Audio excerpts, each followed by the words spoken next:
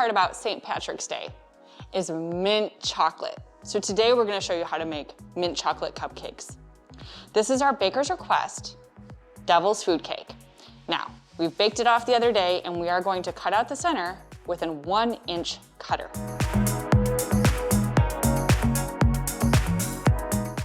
Now we're going to fill these cupcakes.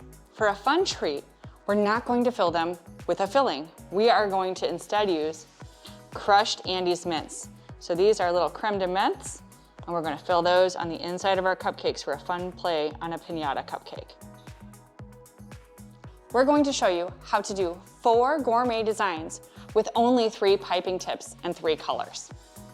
Now these buttercreams here are directly from the Dawn tub, except I flavored them with a little bit of peppermint extract. For every 2 pounds of buttercream, you're going to use ½ an ounce of peppermint extract.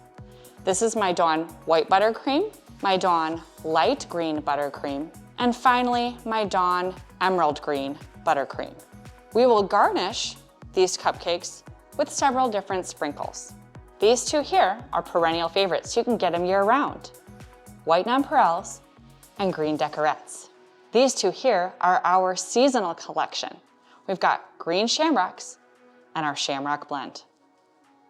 Let's start with the easiest decoration. For this one, we are only going to use our medium-sized white open French tip. We're going to pipe little rosettes around the edge of the cupcake.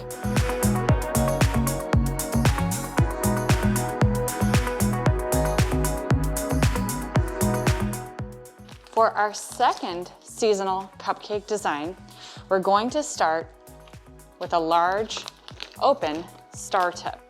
We're going to pipe a rosette in the top left corner of each cupcake. Then I'm going to use a large rose tip. I'm going to draw this back and forth to fill up a third of the top of the cupcake, following the natural shape of the cake. And finally, we're going to use that open French tip again.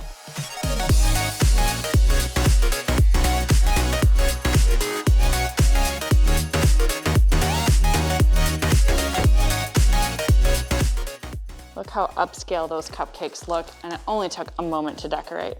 For the next design, we are going to again start with our open star tip. This one, we're going to, again, use just half the cupcake and go back and forth.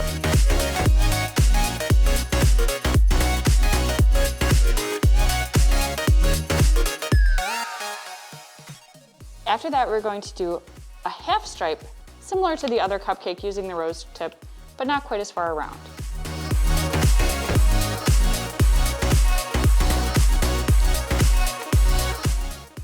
Back to our white French tip, we're going to put a circular rosette and then 2 little babies next door.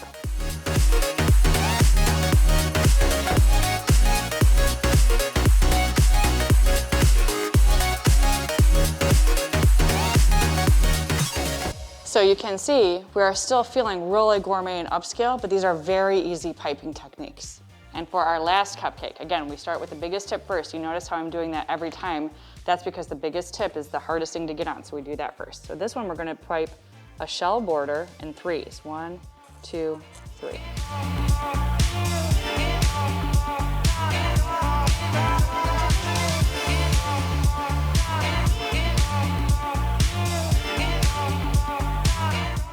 After the shell border goes on, you're going to hold the rose tip as if you're doing rose buds.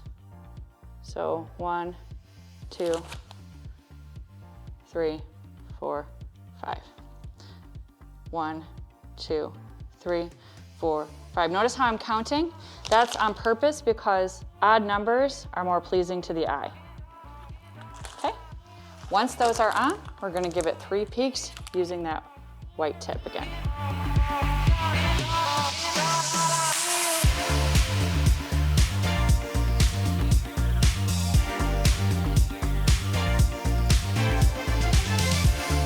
You'll find anytime you do your designs, whether they be cupcake designs or cake designs, always using those odd numbers will make your designs more pleasing.